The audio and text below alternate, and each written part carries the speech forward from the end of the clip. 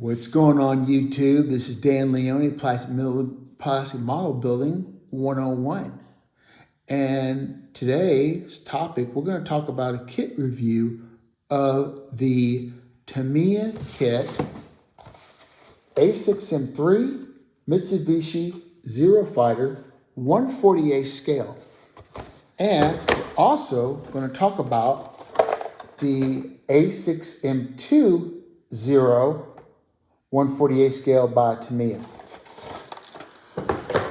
I got these kits at a plastic model show a few years back, and of course I remember these kits when I was growing up. Seeing these kits, I mean, they were pretty expensive, but now, I mean, some of them have the price tag on them. It's like now it's like, what does it say, about $15, and this one's about what, $6. I mean, $6. I mean, hell, that's almost free.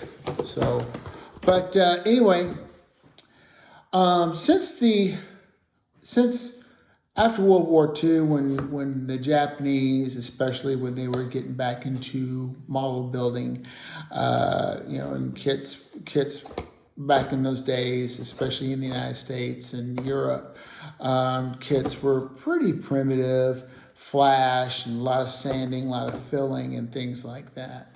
But anyway, the Japanese have really stepped up their game as far as detail, presentation, and also the looks of the kit. And what we're going to talk about is the first one, the A6M3 Hamp, which is the clip wing version of the Japanese Zero. The Hamp came out like in late 42, early 43. Anyway, it was a Japanese Navy fighter.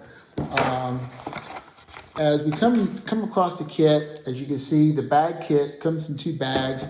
The instructions, you have different types of painting options of the kit. Also, the instructions of the history and different languages: English, Spanish, and I think also German. The kit, the instructions are really straightforward. I mean, you just can't go wrong as far as assembling this kit. It shows you the cockpit detail and everything, the painting and all that, on how you should paint the cockpit, the landing gear, and also the canopy. You have two optional canopies. You can build one with the open canopy and then one with the closed version canopy. The cowling, you can do a open cowling. That's the cow flaps open, which means that the cow flaps, when they do the run up or do a climb out and so forth, the cow flaps were open to keep the engine temperatures in the green, or if the airplane's in flight or just sitting on the ground, the cow flaps were closed. Anyway, this kit is just, like I said, in several figures inside the kit as well too. Painting options, there are several painting options, like early in the war, like around late 42. Most of them were IJN green, and then later on in late 42, early 43, they were IJN green with IJN, dark green splotches, and especially for the jungle camouflage. Now this basically, when the Japanese were operating in bases in the South Pacific, especially around the Solomons and so forth. And then later on, they came out with the yellow IFF band on the leading edge of the wing. And of course, the bottom was a usual IGN gray. So, of course, the cowling was always a semi-gloss black. So, and the prop was either a dark brown, a red brown, or highly polished aluminum silver. So we're going to go through the kit. As you can see, the kit, it's all It's all bagged. And the kit, as you can see, if we take it out of the bag,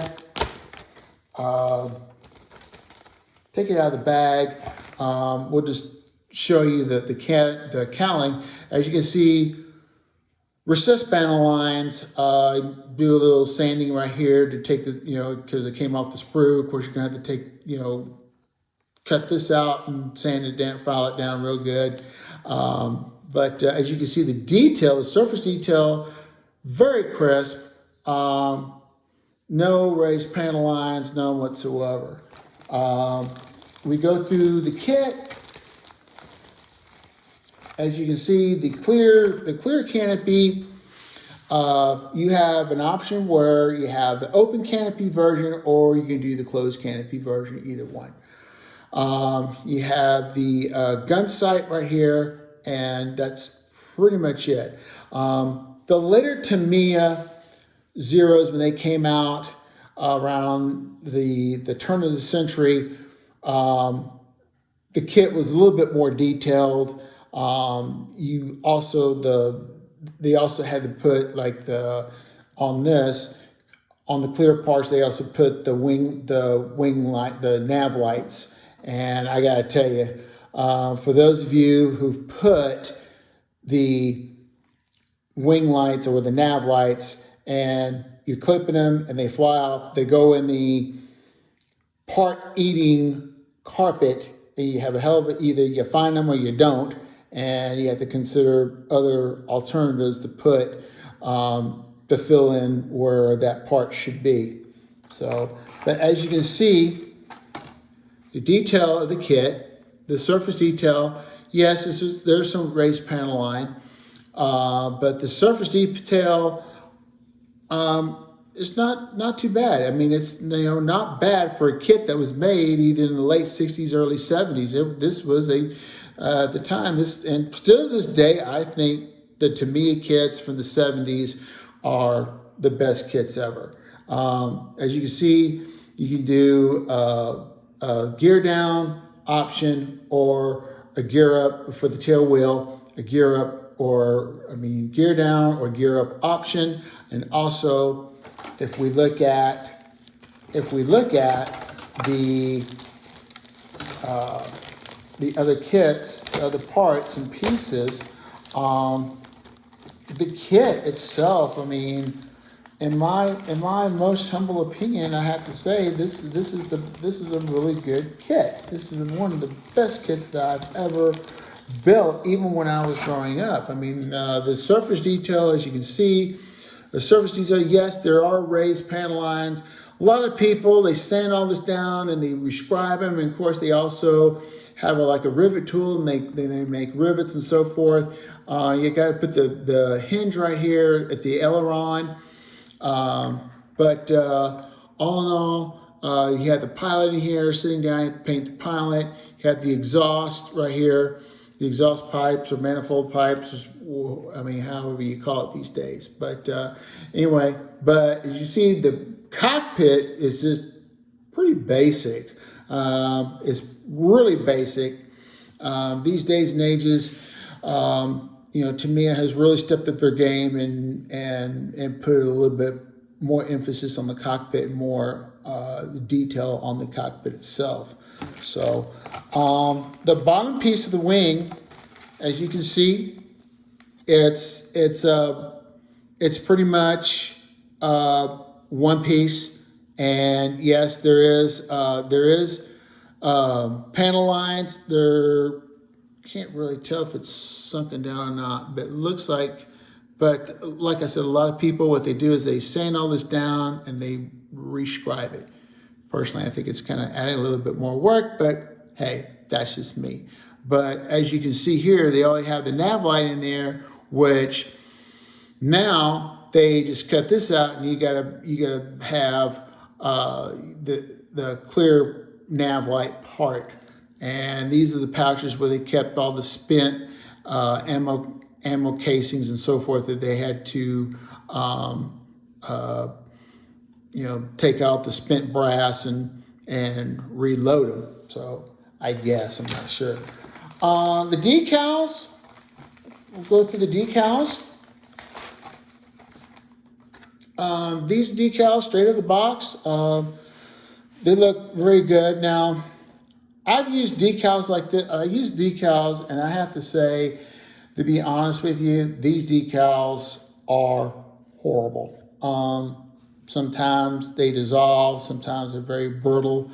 And what I usually do is just get an aftermarket decal set and just put it and just do it like that. So if you use this, I mean, just remember the decals. I mean, like I said, these are old decals, especially from the 1960s, 1970s, and it's still kind of a toss up. So anyway, moving on to bigger and better things. I'll just put all this stuff back. But all in all, Tamiya, I mean, to me, I think their kits have really come a long way, if you ask me. Pretty simple to build. I mean, they're still, to me, they're a joy to build. They really are. I just wanted to show you the seat. As you can see, the seat, the seat here, the holes in here were, they did that to lighten load. So when you do put the seat in, you have to get like a little drill and drill out these holes to make it look more realistic. And they just did that to save weight. So put that in there. So that is that right there.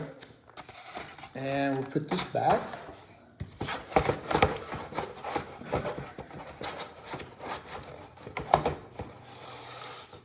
And we go to the A6M2. This is the early Zero, the early Japanese Zero, the A6M2. This airplane was not only used in China, but also during the attack on Pearl Harbor.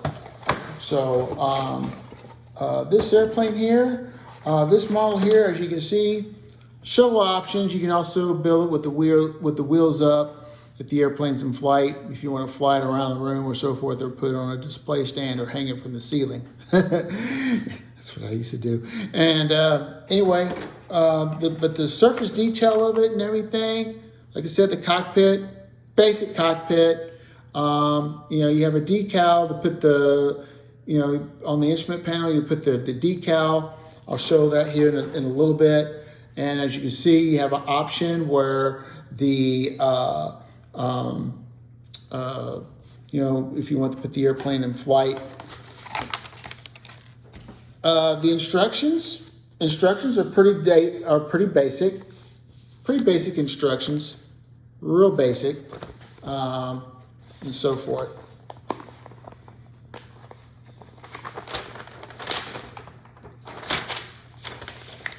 Basic instructions. Basic instructions, as you can see, and it's pretty much an exploded drawing where everything goes. It's really the fit. I mean, I dry fitted all the parts and everything. The dry fit. This is pretty much. This is how it just goes together like that. I mean, glue and all that, and hardly, maybe a little sanding here and there, a little contouring here and there, but other than that, it doesn't look too bad. Now, I don't have a bottom wing piece in here. For some reason, there's no bottom wing piece, but that's okay. I use this. Usually I just use this for a spare parts. So anyway, but all in all, I mean, these kits, these old Tamiya kits, they're not bad. They're not bad at all, and you can still find these at your local hobby shops or eBay or hell, even Amazon. And the price, like I said, between $6 to $10, you can't go wrong. So anyway, so that's my in-kit inbox review of both the Tamiya A6M2 and the A6M3 148 scale kit. Those are my inbox reviews. So anyway, well, thanks again. Thanks for watching, and happy modeling.